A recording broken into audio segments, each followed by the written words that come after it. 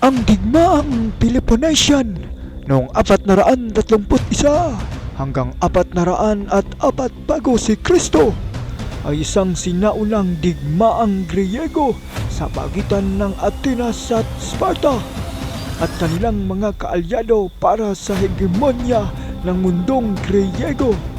Ang unang yugto noong 431 hanggang 421 bago si Kristo ay tinawag na digmaang 10 taon o digmaang Archidemian.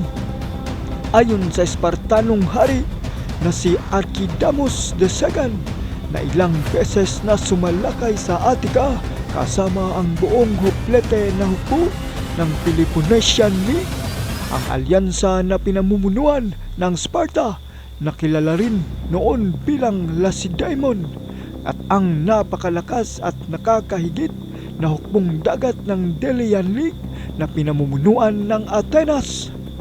Ang digmaang Peloponnesian ay nagbago sa sinaunang mundong Griyego.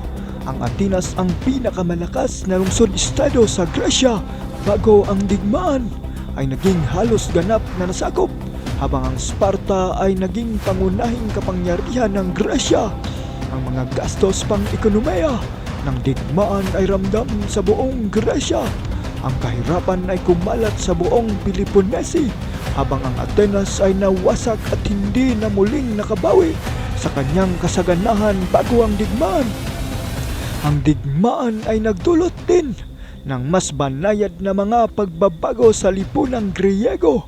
Ang hidwaan sa pagitan ng demokratikong Atenas at oligarkikong Sparta na parehong sumusuporta sa mga kaibigang pampolitika, paksyon sa loob ng ibang mga estado, ay nagdulot ng digmaan na naging karaniwan sa mundong Griyego. Ang digmaan ng sinaunang Gresya na orihinal na isang limitadong at formal na anyo ng tunggalian ay naging isang ganap na laban sa pagitan ng mga lungsod-estado kasama ang mga malawakang karumaldumal na krimen. Sinira ang mga relihiyoso at kultural na mga gusali, winasak ang malalawak na mga lupain at winasak ang buong mga lungsod.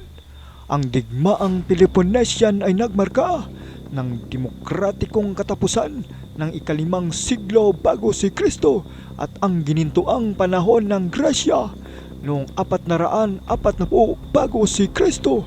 Ang mga makapangyarihang kaalyado ng Atenas na Samos ay naghimagsik mula sa kanilang alyansa sa Atenas.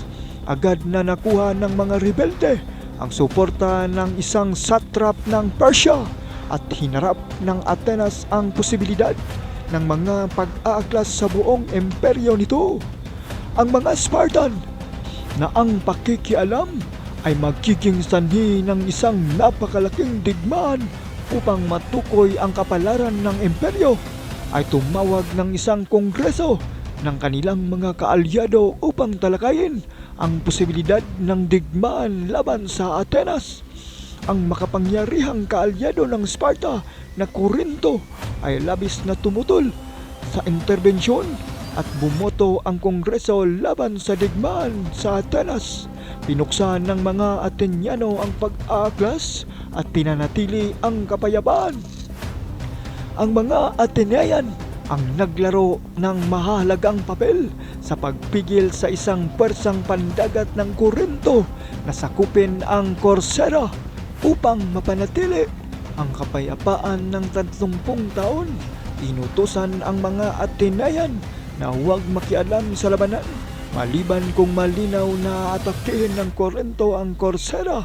Gayunpaman, lumahok ang mga barkong Atenyano sa labanan at ang pagdating ng karagdagang mga trireme ng Atenyano ay sapat upang pigilan ang mga Korintiano na samantalahin ang kanilang tagumpay. Kaya't nailigtas ang karamihan sa mga natalong barkong Corcyrian at Atenyano. Sa kasunod na labanan ng Potidaya, hindi opisyal na tinulungan ng mga Korinto ang Potidaya sa pamamagitan ng pagpasok ng mga grupo ng kalalakihan na pinalilibutan na lungsod upang tulungan itong ipagtanggol. Ito ay tuwirang lumabag sa kapayapaan ng 30 taon na nagtakda na ang Delian League at ang Peloponnesian League ay igagalang ang otonomiya at ang panloob na usapin ng isa't isa. Isang karagdagang provokasyon ay ang pag-impose ng Atenas ng mga parusa sa kalakalan sa mga mamamayan ng Megara noong ika-433 hanggang ika-432 bago si Kristo. Ipinahayag ng mga Megarian ay nilapastangan ang Hira Orgas. Ang mga parusang ito na kilala bilang Megarian Decree ay halos hindi pinansin ni Thucydides. Ngunit ilang modernong ekonomistang historiador ang nagpansin na ang pagbabawal sa Megara na makipagkalakalan sa masaganang imperyong Atenaean ay magiging napakabangit para sa mga Megarans at kaya't itinuturing nila ang mga parusa bilang isang pag-ambag na sanhi ng digmaan. Ang mga historiador na nagtakda ng responsibilidad para sa digmaan sa Atenas ay binanggit ang pangyayaring ito bilang pangunahing sanhi.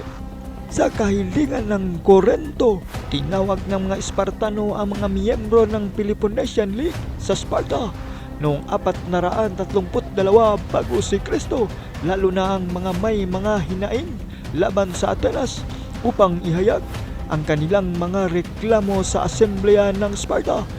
Dumalo rin sa talakayang ito ang isang hindi inaasahang delegasyon mula sa Atenas na humiling din na makapagsalita at naging tagpuan ng isang debate sa pagitan ng mga Atenyano at mga Korento.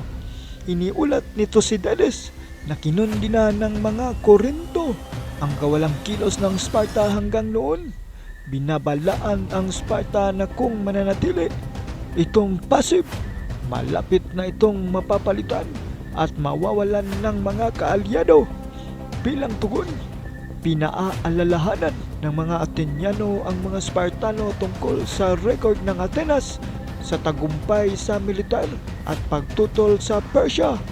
Binabalaan nila tungkol sa pagharap sa isang makapangyarihang estado at hinihimok ang Sparta na humingi ng arbitrasyon ayon sa ibinigay ng 30 years of peace.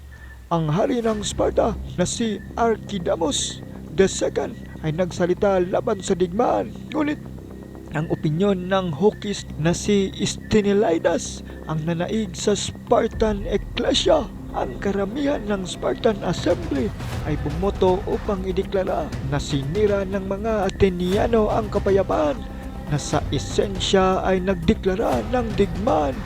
Digmaang Archidamian noong 431 hanggang 421 bago si Kristo. Ang mga unang taon ng digmaan ay kinilala bilang digmaang Archidamian noong 431 hanggang 421 bago si Kristo.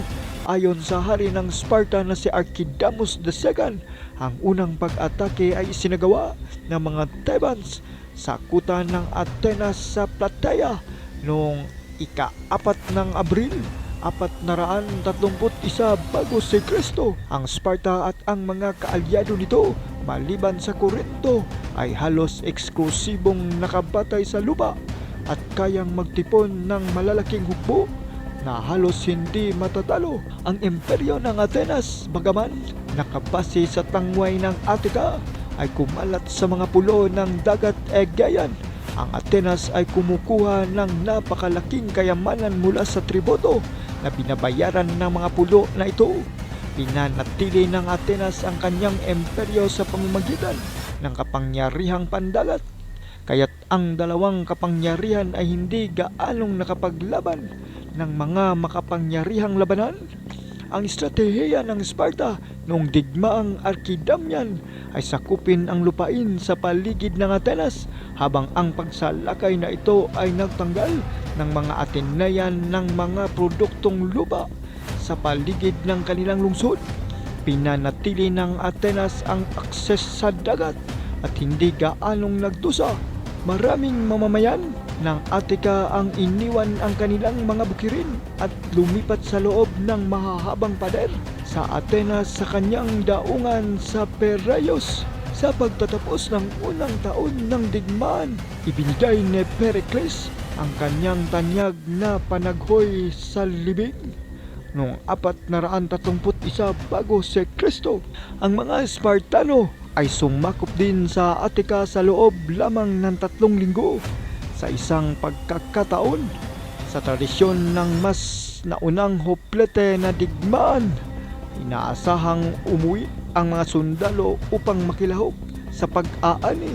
Bukod dito, ang mga alipin ng Sparta na kilala bilang hilot ay kailangang mapanatiling nasa ilalim ng kontrol at hindi maaaring iwanang walang pangangalaga ng matagal.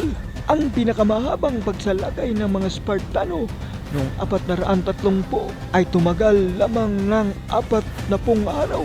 Ang estratehiya ng Atenas ay unang ginabayan ng strategos o general na si Pericles na nagmungkahi sa mga Atenense na iwasan ang bukas na labanan sa mas marami at mas sanay na mga hoplite ng Sparta, at sa halip ay umasa sa hukbong dagat.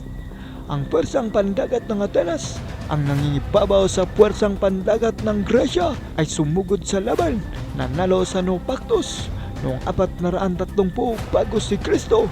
Isang pagsiklab ng salot ang tumama sa Atenas. Ang salot ay naghasik ng lagim sa masikip na lungsod at sa katagalan naging isang mahalagang sanhi ng huli nitong pagkatalo.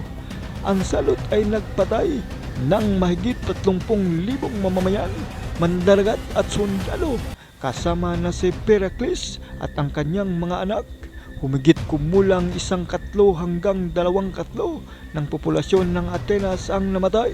Ang lakas paggawa ng Atenas ay lubos na nabawasan, at kahit ang mga banyagang mersenaryo ay tumangging magtrabaho para sa isang lungsod na pinagdaraanan ng salot. Ang takot sa salot ay napakalaganap na ang pagsalakay ng mga Spartano sa Attika ay inabandona dahil ayaw ng kanilang mga tropa na makipag-ugnayan sa kaaway na may sakit.